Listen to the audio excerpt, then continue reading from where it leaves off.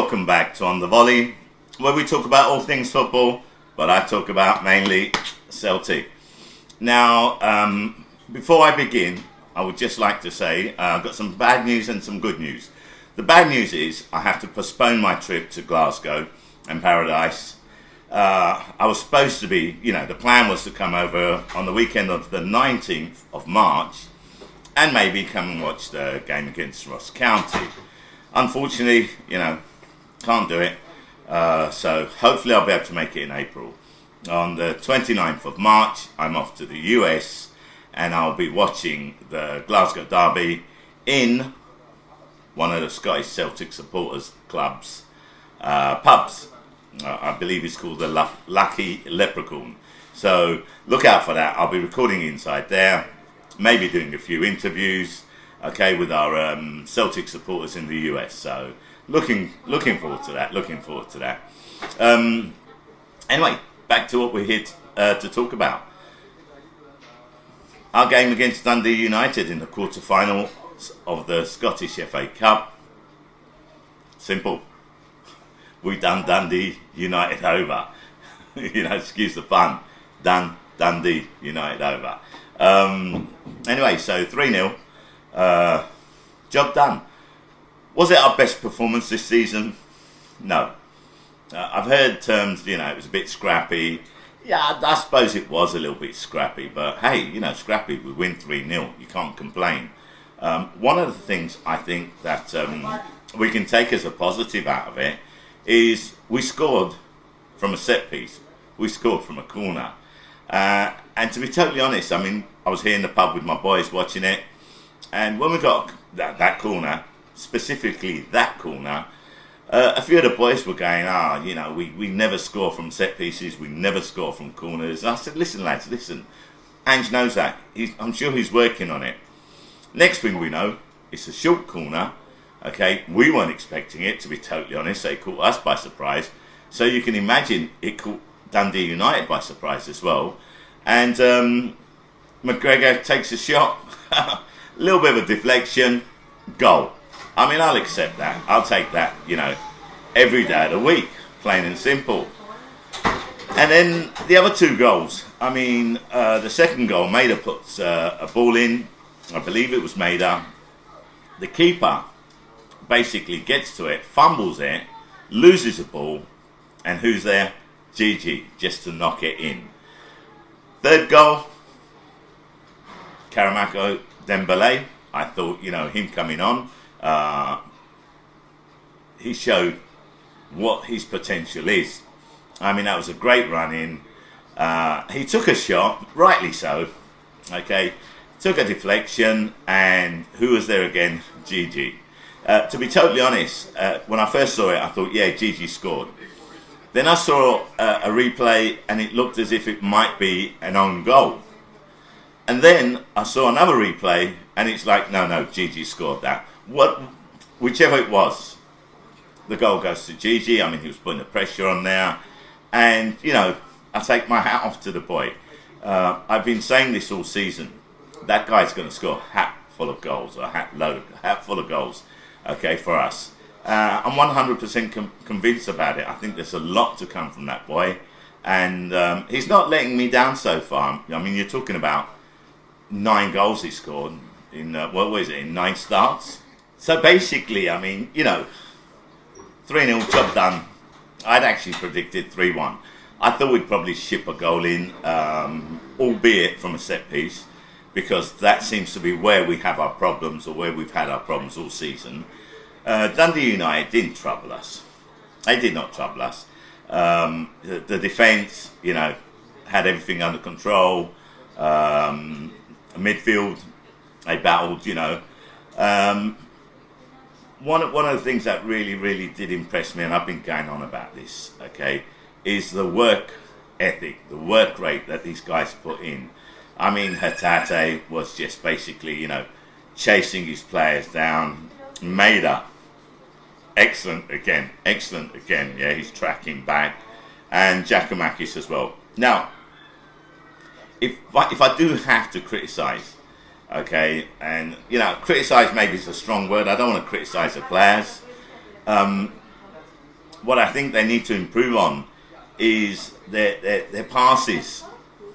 I mean, some of the passes into the box, okay, right, was just a little bit heavy, just a little bit overhit, and the players couldn't get to it. So I'm thinking to myself, if we can sort that part out, okay, so we've got two things to sort out, I think. I think it's our passing into the box, you know, passing it in with the right weight, okay, on the ball, and defending our set pieces. So, I mean, you know, whatever, you can't complain. What is that, 30 games? 30 domestic games unbeaten, I believe I heard it was. I remember me and Mike, we were talking about how many games we'd gone unbeaten in the last podcast. And to be totally honest, I couldn't remember. I thought it was like 25, 26. But apparently it's 30. And I think it's 27 in the SPL, yeah? Now, correct me if I'm wrong, yeah? Maybe with this it's 28. So, no, what am I talking about with this? This was a Scottish FA Cup quarter-final. Sorry, take that back. So yeah, I think it's 27. Again, correct me if I'm wrong. So we really don't have a lot to complain about. You know, it wasn't our greatest performance. We've played better. Okay, that goes without saying. But a job well done. Okay, job well done. We're into the semis now. We're into the semis. So, excuse me. Oh dear. I'm suffering from hay fever, so I get these itches. So when the draw came out, oh dear. I mean, I didn't want it, but out it came. We got them lot down the road in the semis. I would have preferred to have met them in the finals, to be totally honest. But it is what it is. Okay, semis. Yeah, we see them in the semis. We see them in the finals. It doesn't really make a lot of difference. What I will say though, okay, and I've seen a few comments already flying around. You know, again, I'll say what I always say. Everyone's got right to their opinions. Everyone sees things a little bit differently, you know, and you can't criticise somebody's opinion or how they look at things. Me personally, my advice would be not to underestimate them. Two reasons. Number one, I don't think they've lost a game since we gave them a spanking. Okay? To be totally honest, I think they've improved their game thanks to us. Because let's be honest, okay, right, we beat them 3-0. But it could have been a lot more. It could have been 7. It could have been 8. And I think that gave them a massive wake-up call, yeah?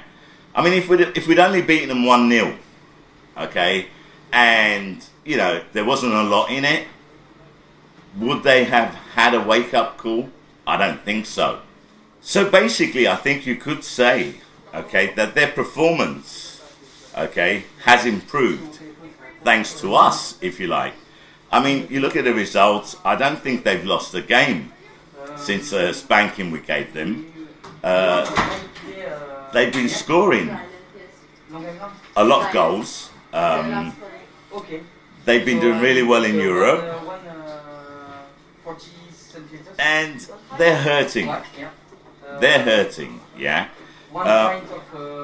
Which basically means, okay, that what they're going to do is they're going to come out and play us. They're going to want to beat us, okay? It's the same effect that happened when we lost to them. We lost to them 1-0, yeah? Okay? And there was no way we were going to lose the second game to them, so they're going to come out, okay, to play us, and they're going to win. They're going to want to win, okay? It's going to be a hard-fought game, you know. On paper, my opinion, I think we'll beat them. But you've got to give it to GVB, yeah, Giovanni Van Bronckhorst, okay? He's definitely got them playing well at the moment. Now, I know a lot of people won't like the fact that I am actually, okay, right, bigging them up. But I just try to keep it real. I try to be objective, okay? I try to say it how I see it. It's no use me turning around and saying things which are, you know, makes no sense. So if you like it or don't, I apologise. Okay, this is me. This is how I'm going to, you know, do my podcast and say it. I know about the rivalry, you know, in some cases hatred, I suppose, yeah. But to be totally honest, I've got to say I've had some of them lot, okay, their supporters, putting comments down in my comment section, and they've been basically very, very polite and respectful, and that's how it should be as far as I'm concerned. Anyway, so I'm going to be looking forward to that. I think that game's going to be on Easter Sunday or Easter Monday or over the Easter weekend, and I think we can win that game. Look, I think what people seem to have looked over, if you like, yeah? Okay, we're on for the treble, yeah? But make no mistakes about it, so are they. Okay, them lot could still do the treble, okay? And I think, we've lost sight of that. So it is so close. The league is very close. I think we'll win the league. That goes without saying. But I'd be stupid not to take into account the fact that there's only 3 points difference. Okay, there are still 8 games to go. And anything could happen, yeah? So, so they're still in the running for the league. They're still in the running for the Scottish FA Cup. And they're still in the running in Europe, okay? So, I mean, if you look at it, they're going for a treble, as are we, okay? Let's not, let's not forget that, okay? They have a lot to play for, as do we. Now, my money's on Ange and Celtic. That goes without saying, yeah? I have no doubts in my mind that we can win the league this season. I have no doubts in my mind that we can win the Scottish FA Cup. I have no doubts in my mind that we'll walk away with the treble. But hey, we mustn't underestimate them. That will be a big, big mistake. Because like I said, they've raised their game since that spanking. And like I said, yeah, they're hurting. Of course they're hurting. They want to get one over us now. They want to get one back, okay? Because at the moment, if you look at it on the Glasgow derbies, okay, it's 1-1, okay? It's 1-1. So anyway, it's gonna be interesting.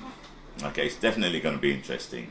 Definitely going to be exciting.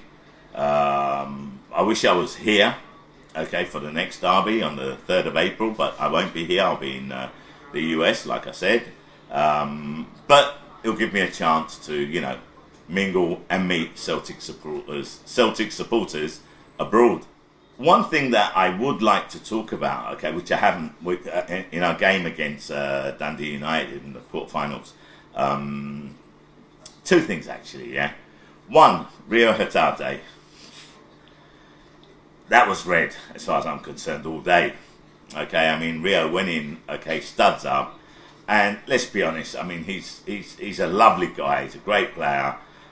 He didn't go in to do any harm. Okay, I just think he was just overzealous. Okay, I think it was the passion.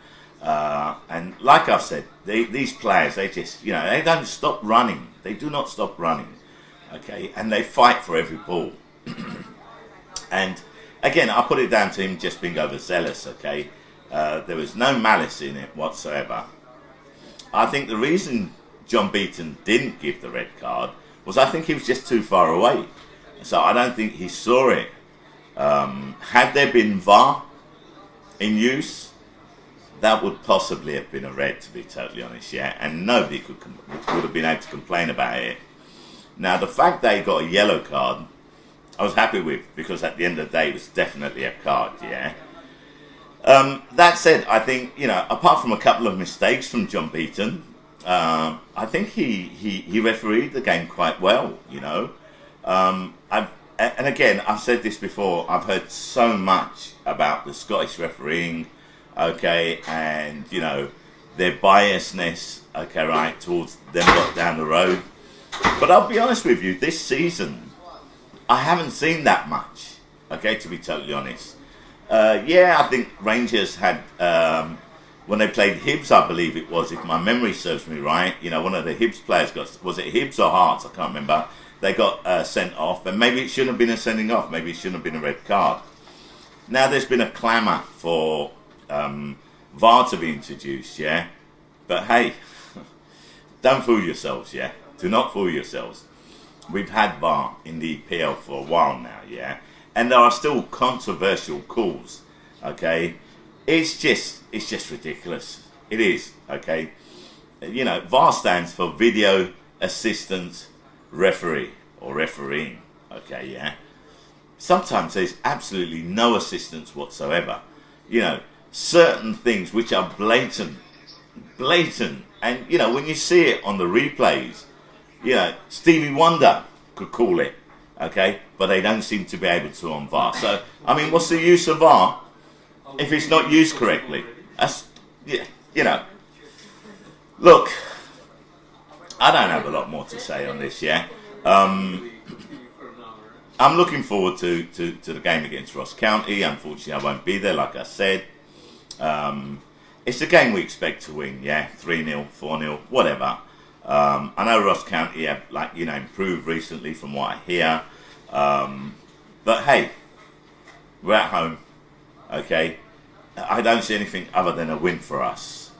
And again, like I said, yeah, that does worry me. I've said it in my last podcast. We cannot afford to be complacent in any games. We can't go out there with the mentality, oh, we've already won this game.